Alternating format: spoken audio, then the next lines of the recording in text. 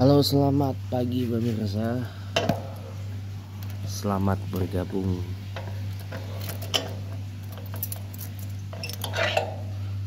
di dalam tayangan saya.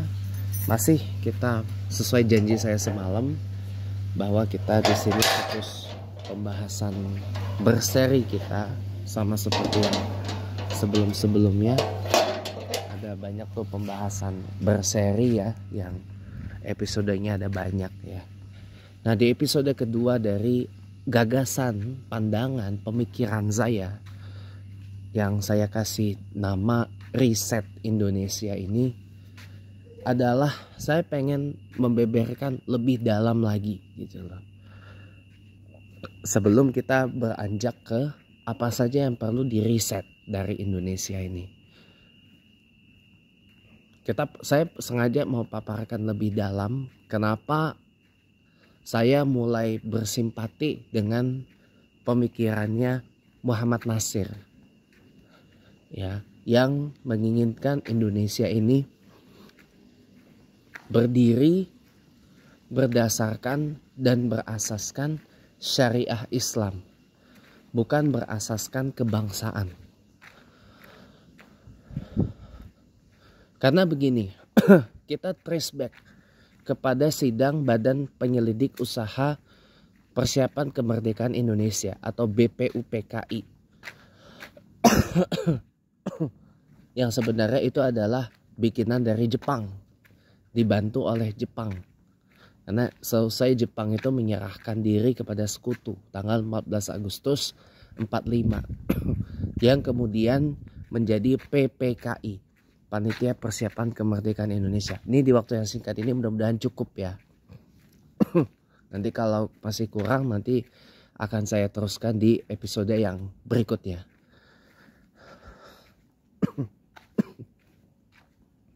Karena kita nggak bagi dalam 2 part di sini, kita hanya 1 part aja. Jadi mudah-mudahan di waktu yang singkat ini insya Allah cukup ya. Nah, alasan saya simpatik dengan pemikirannya Nasir adalah begini. Kita trace back ke sidang BPUPKI, di mana kalangan Islamis itu menginginkan Indonesia ini berdiri sebagai sebuah negara republik. Mereka mengeluarkan dalil-dalil yang menurut saya itu dalil yang sahih. Termasuk ada ya kekhawatiran kalau Indonesia ini berbentuk kerajaan, nanti akan seperti yang semalam saya sudah sampaikan. Ada orang yang nantinya akan bermental, saya ini dipilih oleh Gusti Allah, bukan lu milih gua, bukan lu yang nikahin gua, gitu ibaratnya. Nah, apa yang terjadi, apa yang diungkap oleh Mohtar Lubis kemudian di dalam bukunya Manusia Indonesia Sebuah Pertanggungjawaban, di situ kan tertulis, di situ kan dinyatakan oleh Mohtar Lubis bahwa orang Indonesia itu berjiwa feodal. Nah, di Islam itu tidak ada ya feodalisme itu. Di dalam Islam itu hanya ada egalitarianisme. Hanya ada kesetaraan, equality. Ya, semua sama di mata Allah Subhanahu wa taala tanpa memandang apa perbedaannya. Di dalam Islam, hukum Islam itu seperti itu. Di dalam ajaran Islam itu seperti itu.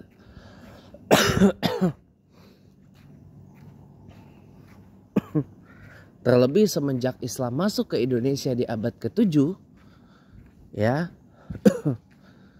perkembangan penduduk Islam di Indonesia itu gede banget. Bahkan konon katanya laungan perjuangan kemerdekaan itu lebih didominasi oleh kalimat-kalimat thayyibah. Contohnya seperti kalimat takbir, Allahu Akbar. Bahkan ada juga keterlibatan dari para kiai dan santri-santri pesantren, termasuk kiai-kiai dari NU dan Muhammadiyah. Mereka juga turut berperan dalam perjuangan kemerdekaan di Indonesia kita tercintai. Ya.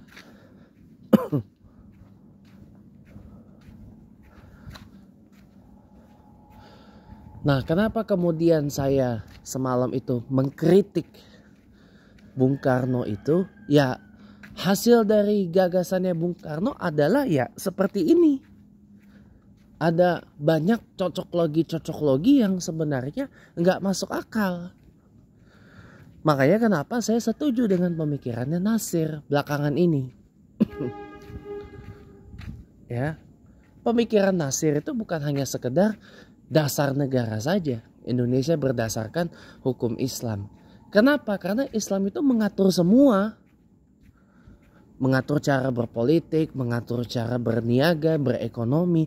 Andaikan Indonesia ini menjadi sebuah negara Islam yang kuat, gak akan mungkin kejadian yang namanya ada pemberontakan PKI, rekayasa Soeharto itu. Gak akan ada. Gak akan ada gitu loh. Gak akan ada. Dan Indonesia ini gak mungkin akan semiskin ini. Indonesia akan sama seperti negara-negara Arab. Yang beberapa di antaranya negara-negara Arab yang mengakui pertama kali kemerdekaan Indonesia Raya kita tercinta ini. Ada negara-negara Arab yang sudah kaya raya, bahkan berpendapatan per kapita yang besar.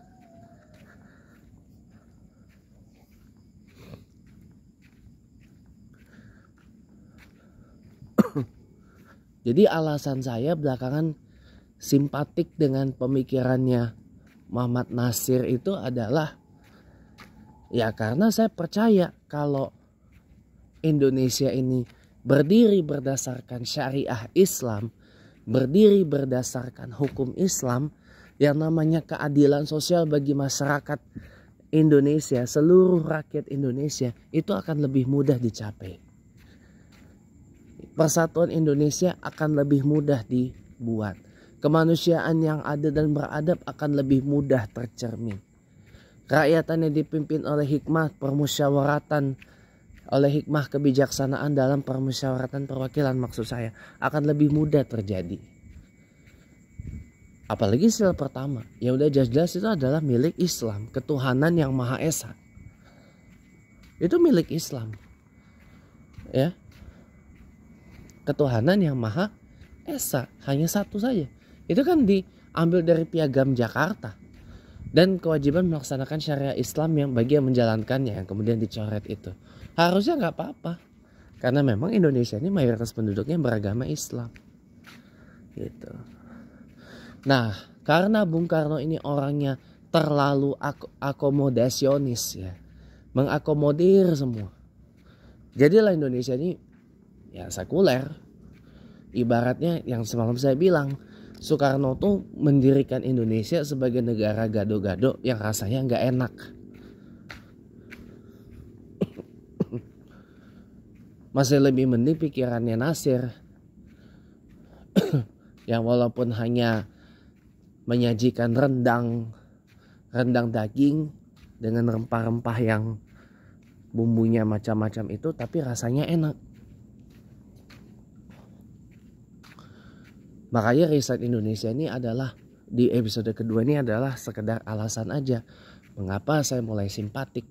Kenapa? Karena saya yakin ajaran Islam itu bisa berdampingan dengan 5 sila dari Pancasila. Kenapa? 5 sila dari Pancasila itu sebagai ngambil semua dari Islam.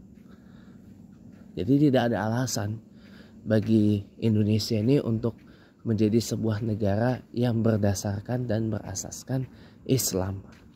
Dan meninggalkan apa yang kemudian kita sebut dan kita kenal sebagai sekularisme. Itu. Sekian, terima kasih. Sampai bertemu lagi dalam Riset Indonesia episode yang akan datang.